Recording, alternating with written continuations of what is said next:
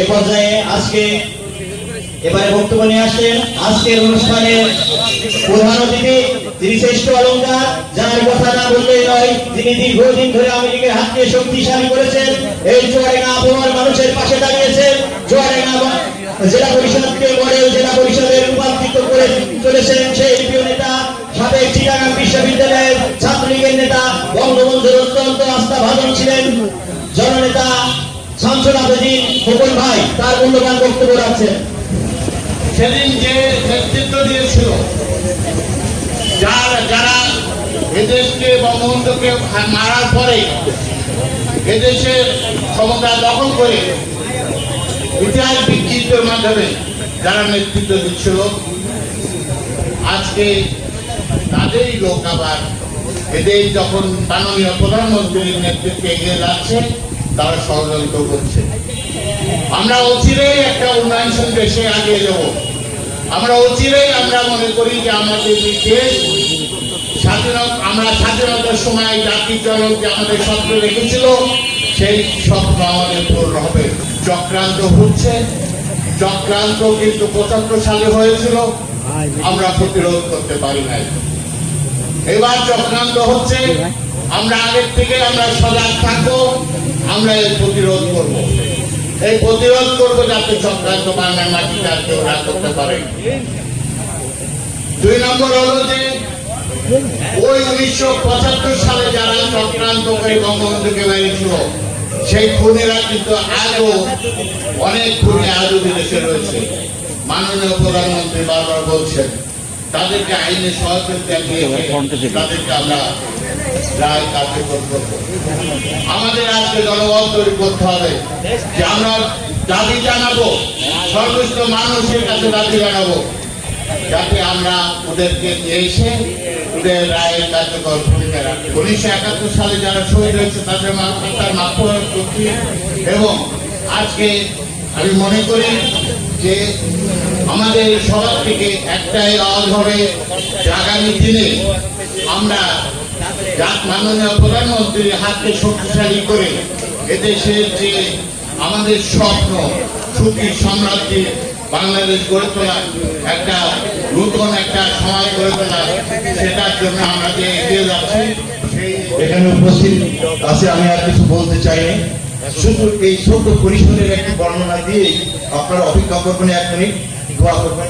মৌলভী সাহেব এখানে উপস্থিত আছে, এই অনুষ্ঠানে যারা উপস্থিত হয়েছেন তাদেরকে একটু বর্ণনা না দিলে আমার জন্য মনে হয় যে আমি নিজে একটু খারাপ হয়ে যাচ্ছে। যেহেতু আমি সবাইকে, একজন চুয়াডাঙ্গা সদরের চেয়ারম্যান যার নাম টাইগার চেয়ারম্যান আমাদের সাথী ছিলেন, এবং এখানে উপস্থিত আছে উদীয়মান তরুণ নেতা যারা সামনের দিনে অন্তত ৫-৬ জন চেয়ারম্যান হিসাবে নির্বাচিত হয়ে আসতে পারে।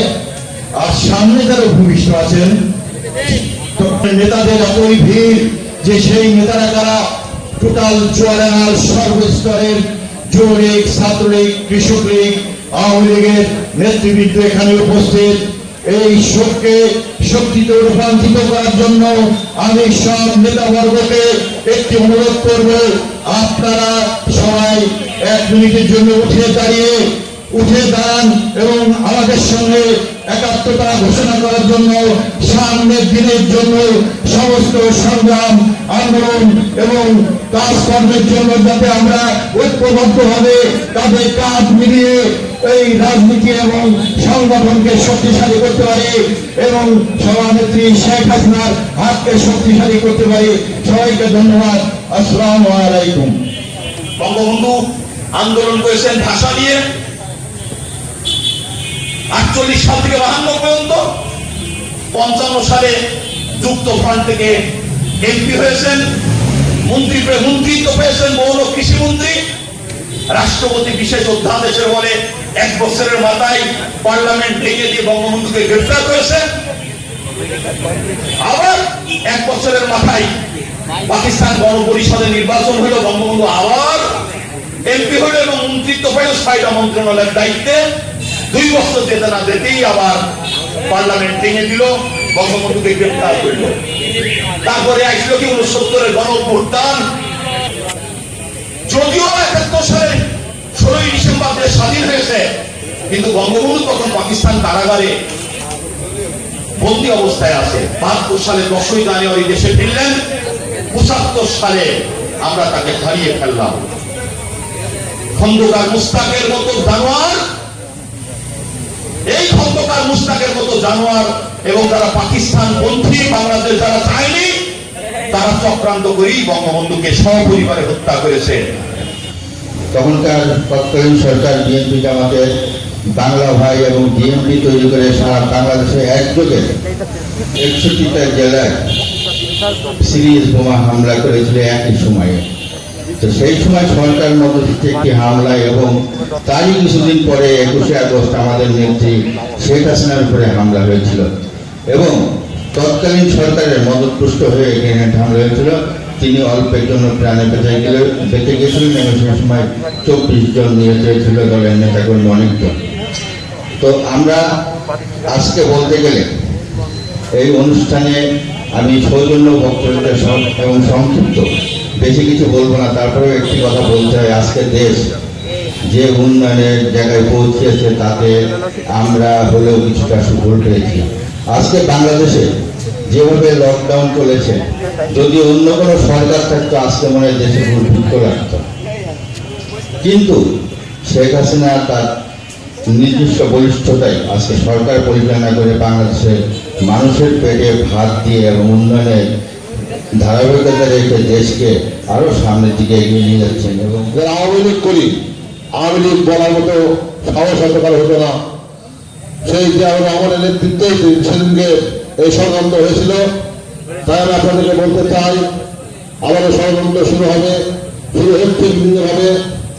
আমরা যারা আওয়ামী লীগ করি, জয়নেত্রী শেখ হাসিনার হাতকে শক্তিশালী করার জন্য আমরা সবাই ঐক্যবদ্ধভাবে আমরা আওয়ামী লীগকে তার শক্তিশালী করবো এবং জয়নেত্রী শেখ হাসিনার যে উন্নয়ন, সেই উন্নয়নকে অব্যাহত রাখতে পারি, সেই জন্য আমরা সবাই কাজ করে যাবো এই আশা ব্যক্ত করে আমাদের অনেক বক্তব্য আছে, যাদের মুখে আপনারা বললে কথাবার্তা শুনবেন, এই বলে আমি আমার সঙ্গে যুবলীগ, ছাত্রলীগ, কৃষক লীগ, আওয়ামী লীগের মধ্য দিয়ে পাহাড় যোগাচ্ছেন, মানুষকে স্বাস্থ্যবিধির কথা শোনাচ্ছেন।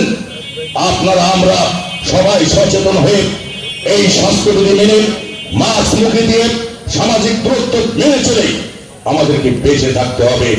সংগ্রামী সাথী ও বন্ধুগণ, পরিশেষে আপনাদেরকে বলবো, এই করোনাকালীন সময়ে যারা আমাদের মধ্য থেকে বিদায় নিয়েছেন এবং এই করোনার মধ্য দিয়ে যারা চলে গেছেন তাদেরকে এবং 15ই আগস্ট বঙ্গবন্ধুর সপরিবারে হত্যা সহ সকল শহীদের আত্মার মাগফিরাত কামনা, সেই সাথে আমরা যারা বেঁচে আছি প্রত্যেকেই স্বরে চিৎকার করে বলি আলহামদুলিল্লাহ, আলহামদুলিল্লাহ, আলহামদুলিল্লাহ।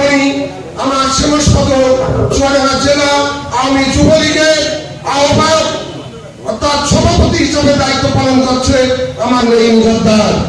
ربنا تقبل منا انك انت السميع العليم। হে পরওয়ারদিগার, আজকে এই অনুষ্ঠানটি যে মহান ব্যক্তি এবং তার পরিবার বর্গের জন্য আমরা সবাই তার অনুসারে তার রূহের মাগফিরাতের জন্য তোমার কাছে ফরিয়াদ করে মাবুদ, তার এবং তার পরিবারের সমস্ত ব্যক্তির কবিরা এবং সগীরা গুনাহগুলোকে মাফ করে দাও।